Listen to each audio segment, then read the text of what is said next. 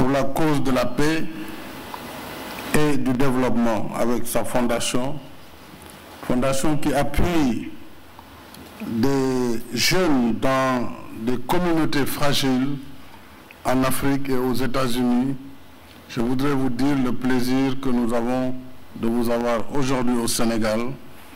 Et je suis personnellement un fan de vous pour les rôles que vous jouez dans les différents films que j'ai eu en tout cas à visionner. Bienvenue au Sénégal. Mesdames et messieurs les ambassadeurs, mesdames et messieurs les gouverneurs de la Banque islamique de développement, mesdames et messieurs les membres du corps diplomatique, distingués invités. L'année dernière, à la même période, j'ai eu le plaisir d'adresser un message vidéo au premier sommet des transformants tenu à Cambridge, en Grande-Bretagne. Le Sénégal s'honore d'accueillir aujourd'hui le deuxième sommet des transformants dans la nouvelle ville de Diamniadio qui symbolise en elle-même la dynamique de la transformation.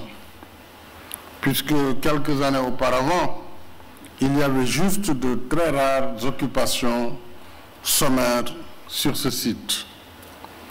Je souhaite à tous nos hôtes la bienvenue et un agréable séjour au pays de la Teranga. Je vous remercie, Dr Bandar Hajar, pour le partenariat exceptionnel qui lie la Banque islamique de développement au Sénégal depuis 1976, année d'adhésion de notre pays à la banque, un an juste après sa création. Avec un montant cumulé de 3,3 milliards de dollars et plus d'une centaine de projets, dont celui emblématique du train express régional, la Banque islamique est assurément un de nos meilleurs partenaires au développement, contribuant ainsi depuis des années à la transformation positive du Sénégal dans plusieurs domaines.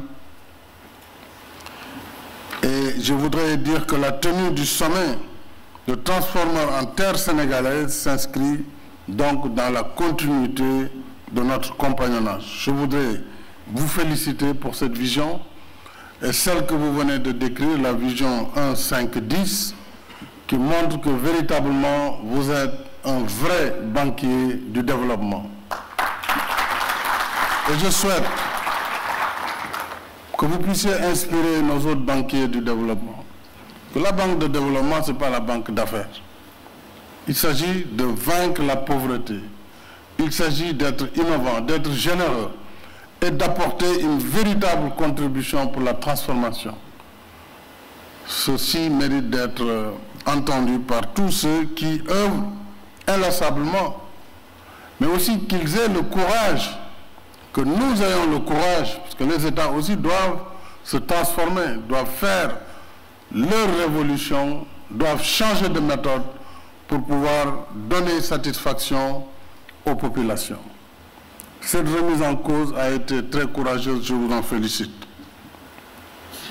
Dans votre livre, La route vers les ODD, un nouveau modèle pour un monde en évolution rapide, vous soulignez à juste titre que les objectifs du développement durable ouvrent une nouvelle ère qui porte le niveau de financement du développement de plusieurs milliards à des trillions de dollars, donc à des milliers de milliards de dollars, en raison de l'ampleur des besoins à satisfaire.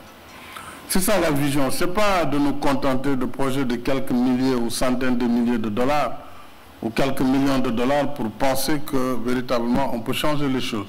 Il faut de la générosité dans l'action. Et je suis tout à fait d'accord, je partage entièrement ce point de vue, puisqu'il montre non seulement l'ampleur des besoins, mais il suggère en même temps l'urgence de s'attaquer au véritable mot du sous-développement plutôt qu'aux symptômes pour atteindre les objectifs de développement durable. C'est cette vision audacieuse qui fait de la Banque islamique une institution de son temps au service des États membres. Et cet air du temps, nous le retrouvons dans le thème de notre sommet. Science, technologie et innovation pour des villes africaines sûres et résilientes. Nos villes, comme habitat et centres d'activité productive, se trouvent aujourd'hui confrontées à des niveaux jamais égalés de pollution, d'insalubrité, de trafic et d'encombrement, pour ne citer que quelques phénomènes urbains. Et ces défis déjà complexes vont s'amplifier davantage avec la croissance démographique. Selon les estimations du PNUD, 4,2 milliards de personnes, soit 55% de la population mondiale, vivaient dans les villes en 2018. Bien sûr, d'ici 2050, il y aurait 6,5 milliards de citadins dans le monde, dont plus d'1 milliard de citadins en Afrique. Nous devons donc nous préparer à cette perspective. Et c'est ce que propose le thème de ce sommet. Nous voulons rechercher des solutions novatrices en faisant recours à la science, à la technologie et à l'innovation pour des cités plus sûres et plus conviviales. Ainsi, notre sommet s'inscrit en droite ligne des ODD, de l'ODD numéro 11 plus particulièrement, qui invite à faire en sorte que les villes et les établissements humains soient ouverts à tous, qu'ils soient sûrs, résilients et durables. Le droit à un environnement sain, que nous avons inscrit dans la Constitution du Sénégal, est une composante essentielle des droits de l'homme. Chacun a droit à un cadre de vie décent, compatible avec la dignité humaine. À l'échelle des États et des pouvoirs locaux, nous devons faire en sorte que ce droit à un environnement sain, au-delà de sa simple proclamation, soit une promesse tenue. Ceci par d'abord une planification et un aménagement rationnel de l'habitat qui répondent aux normes de sécurité et de sûreté publique. Ensuite, par la facilitation de l'accès aux services de base, aux services sociaux de base, logement, eau, assainissement, électricité, éducation et santé. Enfin, par la conciliation des fonctionnalités productives et résidentielles de la cité. Autant d'enjeux qui font de la gestion des villes d'aujourd'hui et de demain que cette gestion doit nécessairement intégrer des paramètres novateurs pour des réponses intelligentes et durables aux problématiques urbaines. Voilà ce qui rend indispensable le recours à la science, à la technologie et à l'innovation pour cerner et prendre en charge les mutations démographiques, économiques, sociales et environnementales de la ville du XXIe siècle. Je dois avouer que la visite des stands tout à l'heure avec le président Labide nous a laissé une impression vraiment que quelque chose de fondamental est en train de bouger dans la société civile, dans la société des chercheurs, des jeunes start-upers qui donnent des solutions très innovantes, qui ne coûtent pas cher et pour lesquelles, je pense, les États doivent s'adapter. Au lieu de partir toujours sur des projets mirobolants, des projets très lourds qui n'aboutissent à rien du tout finalement.